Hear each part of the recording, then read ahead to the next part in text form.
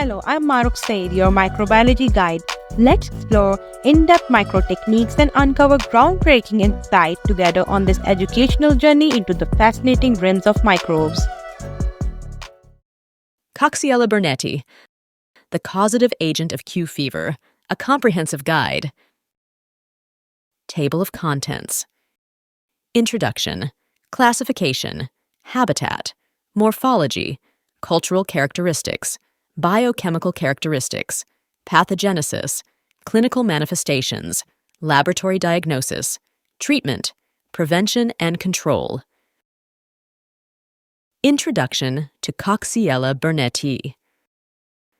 Coxiella burnetii is a gram-negative acidophilic bacterium that resides intracellularly within the phagolysosome of eukaryotic host cells. It is the causative agent of both acute and chronic Q fever, also known as cocciellosis. Morphologically, it resembles Rickettsia, though there are notable genetic and physiological differences between the two. This bacterium belongs to the gamma proteobacteria class, which includes other clinically significant bacteria such as Escherichia coli, Salmonella typhi, and Klebsiella pneumoniae. Coxiella burnetii is a coccobacillus that demonstrates resistance to environmental stresses, including temperature and acidity. The bacterium exhibits phase variation due to antigenic shift. Phase 1 is highly infectious and typically found in animals, while Phase 2 is non-infectious and occurs in cultured cells or embryonated eggs. The primary reservoir for Coxiella burnetii is ticks, which transmit the bacteria to various animals, including sheep, goats, wild animals, and pets. Transmission to humans is uncommon, but it may occur through aerosol routes. Its capacity to infect humans and its environmental resilience contribute to its potential as a biological weapon. Coxiella burnetii is globally distributed and serves as a zoonotic pathogen capable of infecting vertebrates, including humans. Environmental isolates of Coxiella burnetii show a range of phylogenetic homogeneity based on 16S rRNA gene sequencing and DNA-DNA hybridization studies. The bacterium was first isolated from ticks in the 1920s and initially classified as Rickettsia before being renamed Coxiella burnetii in 1925, honoring the contributions of Cox and Burnett in identifying the pathogen. Coxiella burnetii is classified as a Category B bioterrorism agent due to its high infectivity in both humans and livestock. If you have watched till here, don't forget to subscribe to Family of Science Lovers. Press the bell icon button so you are always updated. Classification of Coxiella burnetii. Coxiella has historically been linked to members of the Rickettsiae based on their phenotypic traits. However, advances in DNA sequencing and analysis of 16S rRNA sequences led to the reclassification of Coxiella burnetii into the gamma subgroup of proteobacteria, aligning it more closely with species such as Legionella pneumophila and Wolbachia persica. The primary distinction between Coxiella burnetii and Rickettsia lies in Coxiella burnetii's ability to grow intracellularly within a membrane-bound vacuole, while Rickettsia species replicate solely in the host cytoplasm. Historically, Coxiella burnetii was classified within the alpha-1 subgroup of proteobacteria in the Rickettsiales order and the Rickettsiaceae family due to its intracellular nature, similar staining properties, and its association with ticks. This classification was refined, placing Coxiella burnetii in the domain Bacteria, phylum Proteobacteria, order Legionellales, and family Coxielaceae. The Coxielaceae family also includes other bacteria, such as Rickettsiella greili, an intracellular parasite of crickets. Distinguishing Coxiella burnetii from Rickettsia on a phenotypic level is supported by its notable extracellular stability and resistance to chemical and physical disruptions.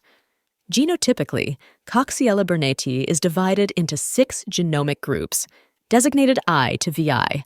The following is the taxonomical classification of Coxiella burnetii: domain, bacteria; phylum, Proteobacteria; class, Gamma Proteobacteria; order, Legionella, family Coxiella, genus Coxiella, species Coxiella burnetii. This bacterium belongs to the gamma proteobacteria class within the phylum Proteobacteria, and it's the causative agent of Q fever. It's placed in the Legionella order and the family Coxiellatae under the genus Coxiella. Habitat of Coxiella burnetii. Coxiella burnetii has a global distribution and thrives in various natural environments due to its remarkable stability under adverse conditions. The transmission and spread of Coxiella burnetii occur primarily through aerosol routes, affecting different animals and humans in diverse environments.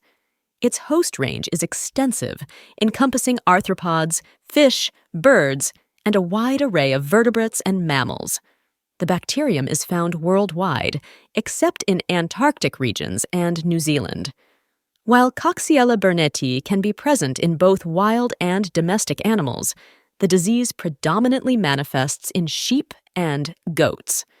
Infected animals shed the bacteria through feces, urine, milk, and birthing products.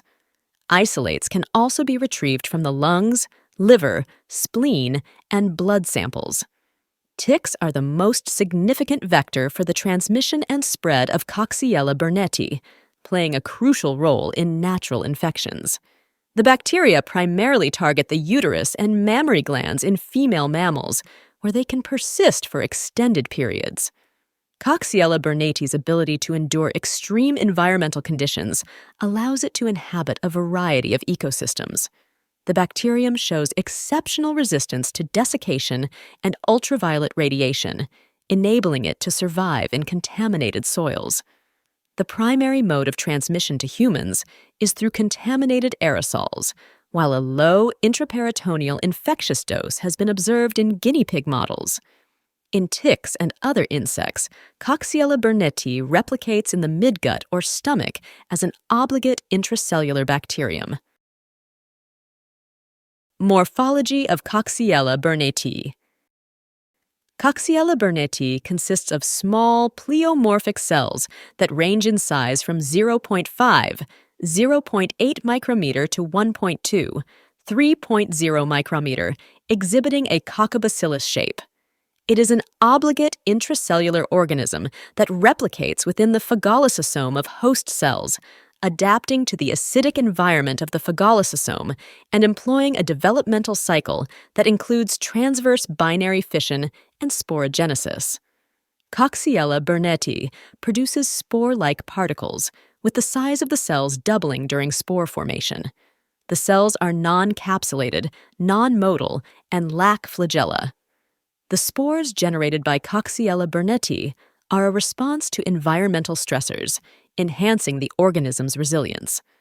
The cells possess a typical gram-negative cell wall made up of peptidoglycan, which includes components such as N-acetylmuramic acid, N-acetylglucosamine, D-alanine, D-glutamic acid, and mesodiaminopimelic acid. Additionally, they feature an outer membrane rich in lipopolysaccharides, contributing to antigenic variation. Coxiella burnetii exists in two antigenic forms, which depend on the complexity of the lipopolysaccharide layer. Phase 1 cells replicate in immunocompetent hosts, where lipopolysaccharides are synthesized in their complete form, along with cell wall antigens. This phase is highly contagious to humans because the lipopolysaccharides act as a virulence factor that triggers an immunogenic response. Phase 2, cells lack the full array of properties necessary for survival within macrophages and appear after repeated cultivation in the yolk sac of chicken embryos. If you have watched till here, don't forget to subscribe to Family of Science Lovers. Press the bell icon button so you are always updated. Cultural characteristics of Coxiella burnetii. Coxiella burnetii is an obligate intracellular bacterial pathogen that exclusively grows within acidified lysosome-like vacuoles, making it impossible to culture on standard nutrient media. Isolation and growth of Coxiella burnetii can be accomplished using cell-free media, such as the yolk sac of an embryonated chicken embryo, which serves as an effective medium for this purpose. Typically, the chicken embryos used for inoculation are 7 days old. The area above the air sac is sterilized before inoculating the embryonated egg with the prepared inoculum. The inoculum is often prepared using brain-heart infusion broth or a sucrose-phosphate glutamate solution. Recently developed cell cultures facilitate the rapid isolation and identification of Coxiella burnetii from infected animals. The shell vial culture method enables the concentration of moderate volumes of inoculum over a monolayer of highly susceptible cells. Another isolation technique involves plaque formation on monolayers of chicken embryo fibroblasts. Handling samples of Coxiella burnetii for isolation and maintenance requires a Biosafety Level 3 facility due to the significant risk posed to laboratory personnel. The bacteria can be stored in liquid nitrogen, but are more commonly maintained at -80 degrees Celsius. Differentiation between Coxiella species and Rickettsia can be achieved based on their growth patterns in cell cultures. Unlike Rickettsia, Coxiella burnetii exhibits large intracellular particles that condense to form smaller forms. Biochemical characteristics of Coxiella burnetii. The biochemical characteristics of Coxiella burnetii remain largely unknown because the bacteria are cultured as intracellular organisms within cell lines and tissue cultures. Pathogenesis of Coxiella burnetii. Human infection typically occurs following the inhalation of aerosols containing Coxiella burnetii. It is estimated that as few as 1 to 10 bacteria are sufficient to initiate an infection. Coxiella burnetii can also enter the body through other mucous membranes, skin abrasions, or the gastrointestinal tract, often via the consumption of milk from infected animals. The bacterium exists in 2 antigenic forms, phase Erman and phase 2. Phase 1 is the virulent form associated with Q fever in humans and infected vertebrate animals, while phase 2 is considered avirulent. Upon entering the lungs, Coxiella burnetii infects alveolar macrophages. The bacterium evades intracellular killing within macrophages by inhibiting the final maturation step of the phagosome, cathepsin fusion, withstanding the acidic environment of the phagolysosome by producing superoxide dismutase. Normally, after phagocytosis, most organisms undergo phagosome fusion with various endosomes, resulting in a decrease in intracellular pH followed by fusion with lysosomes containing hydrolytic enzymes, leading to bacterial death. However, if Coxiella burnetii is in the phase 2 form, it is susceptible to this process. Phase 1 Coxiella burnetii, on the other hand, can halt this process prior to lysosomal fusion. Additionally, the bacteria require an acidic pH for their metabolic functions, which protects them from the action of many antibiotics. Coxiella burnetii can manipulate cell signaling pathways in its phagocytic environment to delay cell death. The bacterium's ability to induce either acute or chronic disease is partly dependent on its capacity to survive intracellularly. In acute cases, the presence of interferon G promotes phagosome-lysosome fusion, resulting in bacterial death. Conversely, chronic infections see an overproduction of interleukin-10 by host cells, which inhibits fusion and allows Coxiella burnetii to persist intracellularly. Infection with Coxiella burnetii can lead to the production of autoantibodies, particularly against cardiac and smooth muscle tissues. The chronic form of the infection can result in disseminated cases affecting multiple organs and leading to various pathological conditions. Clinical manifestations of Coxiella burnetii. Quarry fever, Q fever. Most individuals exposed to Coxiella burnetii experience asymptomatic infections, while symptomatic cases are generally mild, presenting with nonspecific flu-like symptoms that have an abrupt onset, including high-grade fever, fatigue, headache, and myalgia. Patients may also experience complications such as pneumonitis, hepatic and bone marrow granulomatosis, and meningoencephalitis. Hepatitis is typically asymptomatic or may present with fever and elevated serum transaminases. Most pneumonia cases are mild, characterized by a non-productive cough, fever, and nonspecific findings on chest radiographs. Acute pneumonia and hepatitis are linked to the presence of antibodies against phase 2 antigens. Chronic infections can develop, with the organism persisting in cardiac valves and possibly other locations. Chronic Q fever, defined as symptoms lasting longer than 6 months, may emerge months to years after initial exposure and almost exclusively affects individuals with predisposing factors, such as underlying valvular heart disease or immunosuppression. In chronic cases, fever is typically absent or only low grade. Reactivation of latent infections can occur during pregnancy, leading to the shedding of the organism with the placenta or during abortion. Laboratory diagnosis of Coxiella burnetii. Specimens: blood and tissue samples from cardiac valves.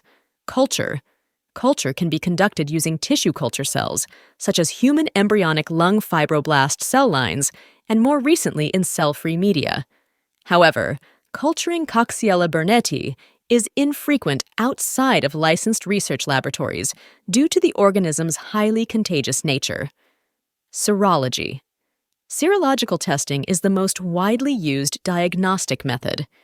Various techniques measure antibody production, including microagglutination tests, indirect immunofluorescence antibody tests, and enzyme-linked immunosorbent assays. The IFA test is preferred, although ELISA is also common and appears to have comparable sensitivity. In chronic infections, antibodies against phase I antigens are elevated, while acute Q fever is characterized by the development of immunoglobulins IgM and IgG primarily against phase II antigens. A complement fixation test can also detect IgG antibodies against phase II antigens. Chronic Q fever is confirmed by demonstrating antibodies against both phase I and the II antigens, with titers for phase I typically being higher. Molecular methods. PCR amplification has been utilized to detect Coxiella burnetii DNA in clinical samples from patients with both acute and chronic Q fever. Strains of Coxiella burnetii vary in their plasmids. QPH1 plasmids are associated with acute Q fever isolates, while QPRS plasmids are linked to strains isolated from endocarditis patients. Treatment of Coxiella burnetii. Most Coxiella burnetii infections resolve without the need for antibiotic treatment. However, administering doxycycline is recommended to reduce the duration of fever in acute infections and is essential in cases of chronic infection. Fluoroquinolones, such as ofloxacin and pefloxacin, can serve as alternatives to doxycycline, but are contraindicated for use in children and pregnant women. Newer macrolides have demonstrated effectiveness in treating acute pneumonia caused by Coxiella burnetii. Chronic Q fever requires prolonged treatment lasting 18 months or more, typically involving a combination of doxycycline and hydroxychloroquine. For Q fever endocarditis, long-term therapy with a combination of medications, including doxycycline, ciprofloxacin, and rifampicin, has been recommended to prevent relapse. If you have watched till here, don't forget to subscribe to Family of Science Lovers. Press the bell icon button so you are always updated. Prevention and control of Coxiella burnetii. The currently recommended high-temperature, short-time pasteurization method, which involves heating at 71.5 degrees Celsius for 15 seconds, is effective in eliminating viable Coxiella species. Reducing exposure can be achieved by constructing separate facilities for animal birthing, disposing of suspected contaminated placental membranes, heat-treating milk, and implementing measures to decrease the tick population. Individuals in occupations with potential exposure can lower their risk of infection by wearing respirators designed to prevent aerosol transmission. An inactivated whole cell vaccine, QVAX, and partially purified antigen vaccines for Q fever have been developed. Vaccines derived from phase 1 organisms offer the highest level of protection and are recommended for workers at risk. Implementing good animal husbandry practices is essential, including the proper disposal of animal waste and aborted materials, and isolating aborting animals for at least 14 days.